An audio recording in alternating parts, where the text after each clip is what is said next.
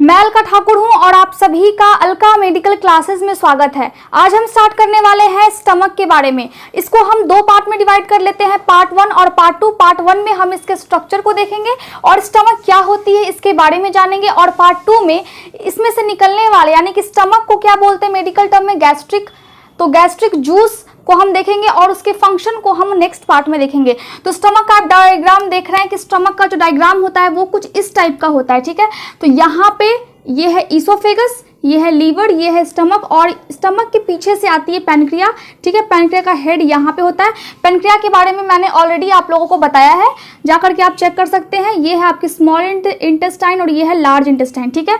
तो इस तरह होती है हमारे बॉडी में स्टमक, ठीक। तो स्टमक क्या है, स्टमक एक जे शेप, क्योंकि स्टमक का जो शेप है वो कुछ जे टाइप का बन रहा है। तो जे शेप कैसी ऑर्गन है, डायलेटेड पोर्शन है, मतलब फैली हुई पोर्शन है किसकी, एलिमेंट्री ट्रैक की। अब एलिमेंट्री ट्रैक क्या होती है, ये देखिए, एलिमेंट्री ट्रैक का मतलब होता है, एलिमेंट्री कैनाल पहले हम समझ लेते हैं किसको बोलते हैं, mouth, pharynx, oesophagus, stomach, large intestine and small intestine, rectum और एनल कैनाल, ठीक है।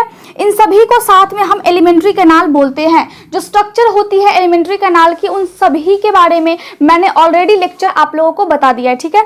तो इन सभी को हम क्या बोलते हैं, इन सभी को हम एलिमेंट्री कैनाल बोलते हैं। माउथ, जहां से हम चबाते हैं खाना, फेरिंग्स, जस्ट माउथ के जस्ट पीछे से आती है फेरिंग्स, ठीक है। इसके बारे में हम बाद में डिस्कस करेंगे। ईसोफेगस आप देख रहे हैं कि यहाँ है, फेरिंग्स आपकी ये वाली पोर्शन होती है माउथ से जस्ट पीछे, ठीक है। ये है ईसोफेगस, इसके बाद स्टमक आ गई ये, उसके बाद आ गई लार्ज और स्मॉल इंटेस्टाइन ये वाली पोर्शन, देन रेक्टम। रेक्टम क्या होती है, यहाँ पे होती है, रेक्टम एंड एनल कैनाल, ठीक है। तो इन सभी को हम साथ में एलिमेंट्री कैनाल बोलते हैं, ठीक है। तो जो एलिमेंट्री ट्रैक है, ट्रैक का मतलब होता है रास्ता, तो ये जो एलिमेंट्री ट्रैक के बीच में स्टमक आती है, तो एक डायलेटेड पोर्शन है, मतलब फैली हुई पोर्शन है और जे शेप बनाती है, उसको हम क्या बोलते हैं, उसको हम बोलते हैं स्टमक। अब ये होती कहाँ पे है, अगर इसका लोकेशन देखा जाए तो ये कैसे हम पता करेंगे कि ये बॉडी के किस पार्ट में है, किस एरिया में है, ठीक है।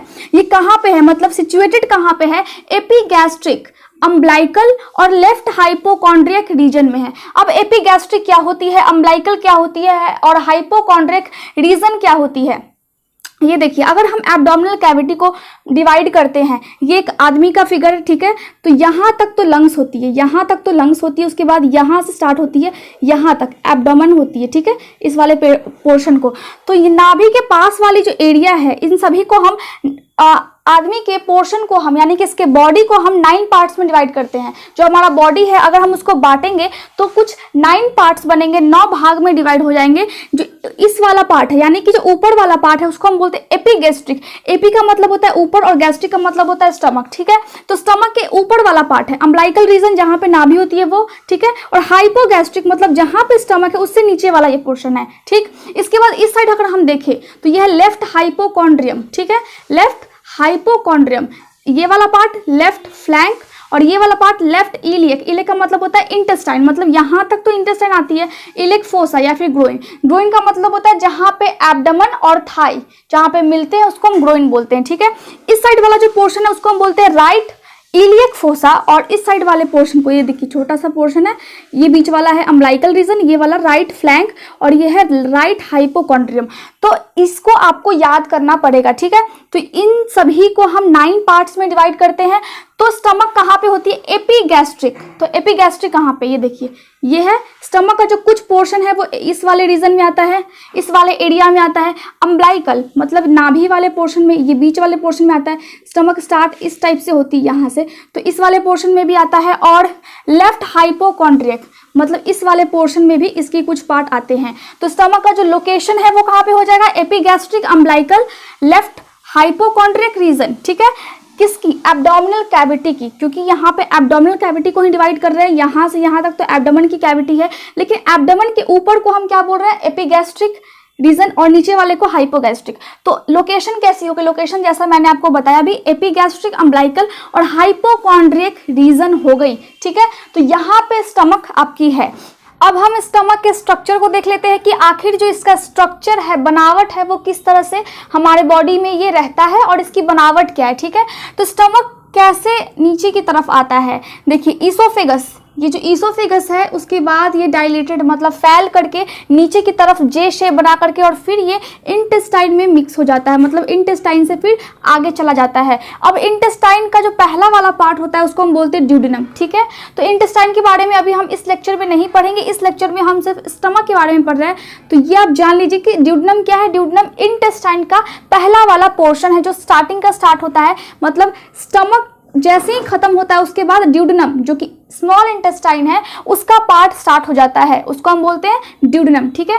तो यहाँ पे स्टमक जब नीचे की तरफ आता है तो इसोफेगस से नीचे की तरफ आता है, उसके बाद यहाँ पे क्या है, यहाँ पे इसोफिजियल स्फिंक्टर है, लोअर इसोफिजियल। लोअर का मतलब है जो इसोफेगस का नीचे वाला पार्ट है वो, और इसोफिजियल मतलब इसोफेगस, ठीक है। उसका स्फिंक्टर, स्फिंक्टर का मतलब होता है यहाँ पे एक इस तरह से निकली हुई रहती है स्ट्रक्चर, बनावट निकली हुई रहती है, ताकि जो स्टमक का जो गैस्ट्रिक जूस है, जो HCl है और जो इसमें कंटेंट मतलब कि इसमें जो खाना हम खाते हैं अगर वो इसमें है स्टमक में तो वो ऊपर की तरफ ना जाए, इसीलिए यहाँ पे एक छोटा सा स्मॉल सा स्ट्रक्चर होता है जिसको हम बोलते हैं लोअर इसोफिजियल स्फिंक्टर, ठीक है।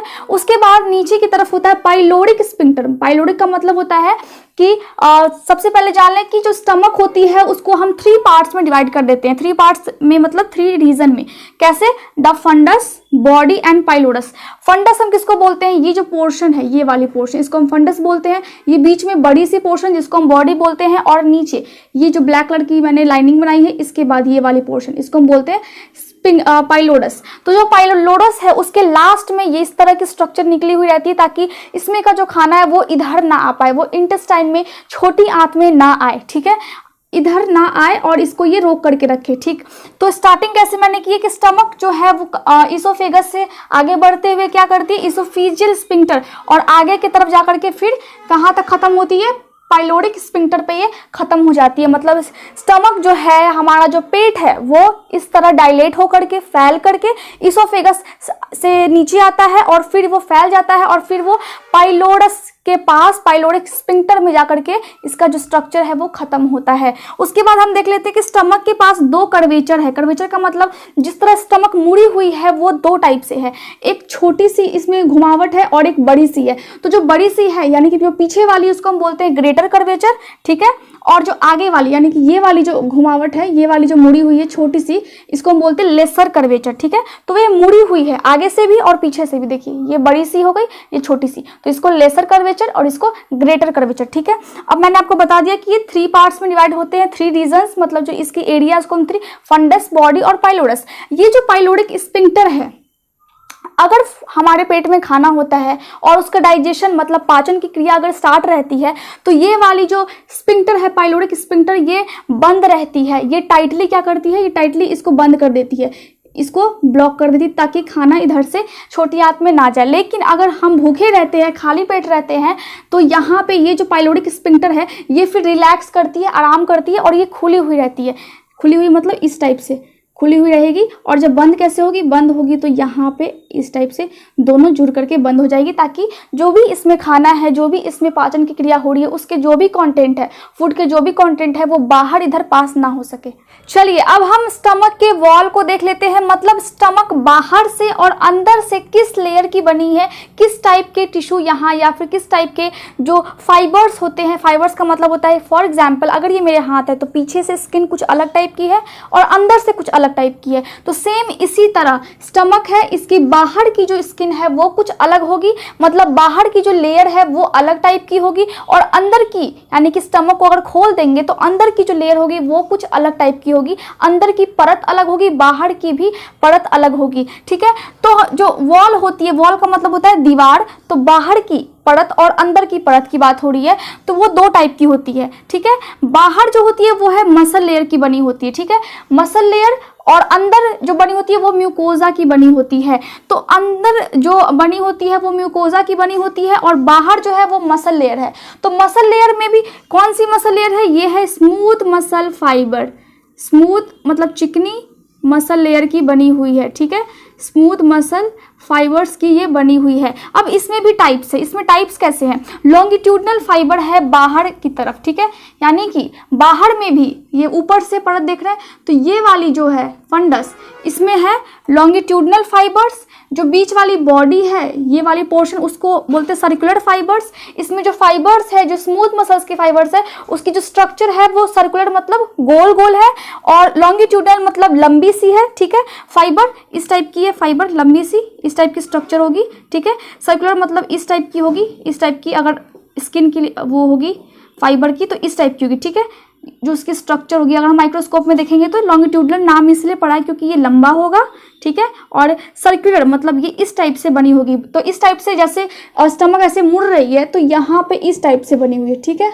और नीचे क्या है? नीचे ओब्लिक फाइबर। ओब्लिक कैसा होता है? अगर हम कोई वर्ड लिखते हैं तो हम ओब्लिक देते हैं ऐसे तिरछा, तो यहाँ पे जो पाइलोडस है वो कैसे है? वो ऐसे ओब्लिक, ऐसे ऐसे, ठीक है। तो बाहर की परत भी 3 टाइप की है। पहला क्या है? यानी कि जो फंडस वाला एरिया है उसको हम बोलते हैं लॉन्गिट्यूडनल फाइबर की बनी होती है, उसका कुछ स्ट्रक्चर लंबा लंबा सा होगा, ठीक है, अगर माइक्रोस्कोप में देखेंगे तब। उसके बाद दूसरा है सर्कुलर फाइबर, मतलब बीच वाला जो बॉडी वाला एरिया है उसको अगर माइक्रोस्कोप में देखेंगे तो उसमें कुछ इस टाइप घुमावट सी स्ट्रक्चर देखने को मिलेगी, इस टाइप के फाइबर्स पाए जाएंगे, ठीक है। और तीसरा है ओब्लिक फाइबर, जो कि अगर अंदर वाली है, यानी कि ये वाली पोर्शन जो घूमी हुई है इसमें कैसा है? ओब्लिक, ठीक है। और जो अगर स्टमक को खोल देंगे तो अंदर की जो परत होगी, ये तो हो गई बाहर वाली परत की बात, अंदर की जो परत होगी वो म्यूकोजा की बनी होगी। अब बात कर लेते हैं कि ये जो बाहर वाली परत है ये क्यों है? इस टाइप 3 टाइप का जो फाइबर है वो क्यों है? इसीलिए क्योंकि जब इसमें खाना जाता है तो इसमें मूवमेंट होती है, तो स्टमक कुछ इस टाइप से करता है, ठीक है। स्टमक के अंदर भी जो एक्शन होती है, जो क्रिया होती है, उसमें स्टमक थोड़ा सा मूव करता है, थोड़ा सा हिलता है। तो जो खाना है उसको पचाने के लिए पेरिस्टाल्टिक मूवमेंट, पेरिस्टाल्टिक का मूवमेंट होता है कि अगर हम खाते हैं तो वो धीरे धीरे इस टाइप की स्ट्रक्चर, इस टाइप की जो कुछ मूवमेंट होती है, तो वो क्या होता है कि खाना आगे की तरफ पास होता है। तो जैसे ही खाना, अगर फूड जैसे ही इसमें आता है तो वो इस टाइप से ऐसे ऐसे हिलती है, तो जो फूड कंटेंट होते हैं जो भी हम खाते हैं वो आगे की तरफ धीरे धीरे बढ़ते जाता है और फिर इंटेस्टाइन में जाता है, ठीक है। तो उस चीज़ को ये अलाउ करती है, तो उसको हम बोलते हैं पेरिस्टाल्टिक मूवमेंट। और तीसरा है, मैंने क्या लिखा है कि जो बीच वाला जो बॉडी है, मतलब जो इस टाइप का जो स्ट्रक्चर है बीच में बॉडी में, इस टाइप की जो फाइबर है वो सबसे स्ट्रॉन्गेस्ट है तीनों में। ये सबसे, क्योंकि बॉडी का एरिया बड़ा है, हमने स्टमक को 3 पार्ट में डिवाइड किया था, फंडस, बॉडी और द पाइलोडस, ठीक है। तो बॉडी में ही ये वाला जो फाइबर है वो गोल गोल सा पाया जाता है, तो ये सबसे स्ट्रॉन्ग एरिया है। बाहर वाले परत की बात तो हो गई, अब बात करते हैं अंदर वाले परत की। मतलब अगर हम स्टमक को खोलेंगे, ठीक है, तो उसके अंदर वाली परत को, जैसा कि मैंने आपको अभी बताया है कि उसको हम म्यूकोसा बोलते हैं, ठीक है। तो म्यूकोसा में क्या होती है? म्यूकोसा में बहुत सारे गैस्ट्रिक ग्लैंड्स होते हैं। अब ग्लैंड्स क्या होते हैं? ग्लैंड्स छोटे छोटे स्ट्रक्चर होते हैं जिनमें से कुछ सिक्रीशंस, यानी कि कुछ एक तरह से लिक्विड द्रव कुछ निकलता रहता है, जो हमारे गैस्ट्रिक जूस, जैसे कि स्टमक में जो भी द्रव है, जो भी जूसेस है, जूस कैसे बोलते हैं, बहुत सारे ग्लैंड से कुछ कुछ चीज़ें निकलती हैं, ठीक है, लिक्विड फॉर्म में, और फिर जाकर के स्टमक में मिलती है। तो स्टमक का जो HCl है और वो सारे ग्लैंड्स के जो सिक्रीशंस होते हैं, सिक्रीशंस का मतलब होता है सारे ग्लैंड से जो भी रिसाव होती है वो सभी साथ में मिल करके गैस्ट्रिक का मतलब होता है स्टमक में है, इसीलिए गैस्ट्रिक जूस बोलते हैं, ठीक है। तो जो गैस्ट्रिक है, गैस्ट्रिक का मतलब स्टमक, तो बहुत सारे गैस्ट्रिक ग्लैंड्स होते हैं। कहाँ पे? स्टमक के अंदर में बहुत सारे ग्लैंड्स होते हैं और वो म्यूकोसा के अंदर होते हैं, लेकिन उसका जो खुलते हैं कहाँ पे? म्यूकोसा में। अब मान लीजिए कि ये मेरा हाथ है, यहाँ पे छोटे छोटे से स्ट्रक्चर होंगे ऊपर से, ठीक है, और उसकी जो ओपनिंग होगी, मतलब जो उसका खुलने का रास्ता होगा वो इस छोटे वाले अंदर वाली परत पे होगी, ठीक है। जैसे कि अगर ये मेरा हैंड है, ठीक है, अगर ये मेरा हैंड है तो छोटे छोटे से यहाँ पे अगर दाना टाइप का हो रखा है, तो जो ऊपर से तो हमें दाना दिख रहा है कि अंदर से ये खुलेगा कहाँ पे? इसी लेयर में खुलेगा। तो वही बात मैं बता रही हूँ कि बहुत सारे ग्लैंड होते हैं स्टमक में, बहुत सारे ग्लैंड होते हैं जिसको हम गैस्ट्रिक ग्लैंड बोलते हैं, और वो खुलते कहाँ पे है? म्यूकस मेम्ब्रेन में खुलते हैं, ठीक है, और इसके सरफेस यानी कि इसके सतह पे होते हैं। अब गैस्ट्रिक ग्लैंड्स में कौन कौन से ग्लैंड्स आते हैं, इन सभी को आपको नाम याद करने ही होंगे, ठीक है। इन सभी का नाम दिया गया है specialized cell, chief cells, parietal cells और एंटेरो एंडोक्राइन सेल्स। ये सभी कुछ ना कुछ रिसाव करती है, कुछ ना कुछ इससे निकलता है, कुछ रिश्ता है और फिर ये स्टमक के में जो HCl उसके साथ वो मिक्स हो जाती है, तो उन सभी को साथ में हम गैस्ट्रिक जूस बोलते हैं। ठीक है, अब हम देख लेते हैं कि ब्लड सप्लाई, यानी कि स्टमक को भी ब्लड की जरूरत होगी, स्टमक को भी ऑक्सीजन की जरूरत होगी और स्टमक को भी न्यूट्रिएंट्स जो पोषक तत्व होते हैं ब्लड में मौजूद उसकी भी जरूरत होगी। और जब स्टमक जब अपना काम करता है तो एज अ वेस्ट कुछ ना कुछ वो फिर ब्लड में छोड़ेगा। ठीक है, तो ब्लड सप्लाई कैसे होती है, मतलब उसको ऑक्सीजन वाली ब्लड कैसे मिलती है। अब ऑक्सीजन वाली ब्लड कहाँ से आती है, आर्टरीज के बहुत सारे ब्रांचेस हमारे बॉडी में है, उसी आर्टरीज के ब्रांचेस से ऑक्सीजन वाली ब्लड सभी ऑर्गन्स को मिलती है और स्टमक को भी मिलती है। तो स्टमक में कौन से ब्रांच आते हैं, लेफ्ट गैस्ट्रिक आर्टरी, मतलब लेफ्ट साइड से आते हैं तो उसको हम बोलते हैं लेफ्ट गैस्ट्रिक आर्टरी।